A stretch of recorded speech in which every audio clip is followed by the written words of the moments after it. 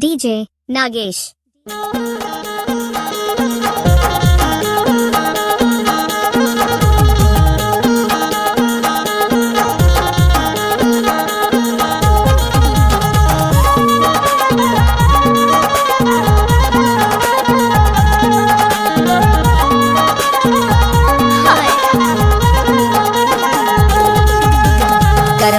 दरिया DJ Nagesh. बोतल पिला दे नहीं लगे जे माँ धीरे धीरे कर्मा दा दरिया दारू के बेना ये बोतल पिला दे नहीं लगे जे माँ धीरे धीरे धीरे धीरे परोसिन डोलाल कनी हम धीरे धीरे धीरे धीरे परोसिन डोलाल कनी हम धीरे धीरे धीरे धीरे कर्मा दा दरिया दारू के बेना दुई बोतल पिला दे नहीं लगे DJ Nagesh.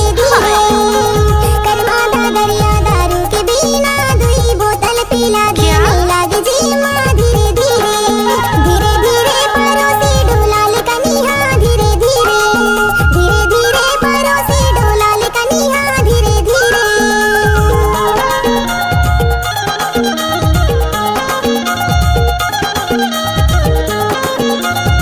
DJ Nagesh. नाच ना हो। अच्छा काय रे हाय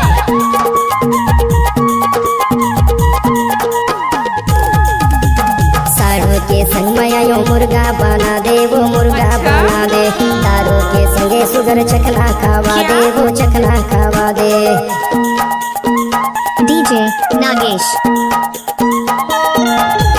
साड़ू के संग मयायो मुर्गा बना दे वो मुर्गा बना दे दारू के संगे सुगर चखना खावा दे वो चखना खावा दे धीरे धीरे परोसिन डोलाल कनी हम धीरे धीरे धीरे धीरे परोसिन हालाल कनी हम धीरे धीरे धीरे धीरे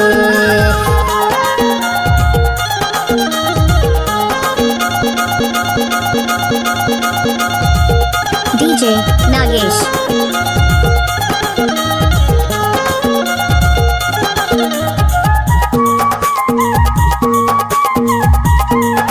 ओए होए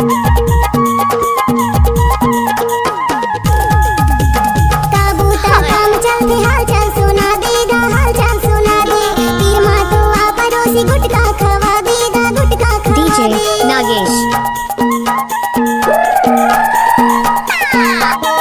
काबूता काम चलते हाल चाल सुना देगा हाल चाल सुना दे पीर माँ तो आ पड़ोसी गुटका खवा देगा गुटका खवा दे धीरे धीरे पड़ोसी डुलाल कनिया धीरे धीरे धीरे धीरे पड़ोसी डुलाल कनिया धीरे धीरे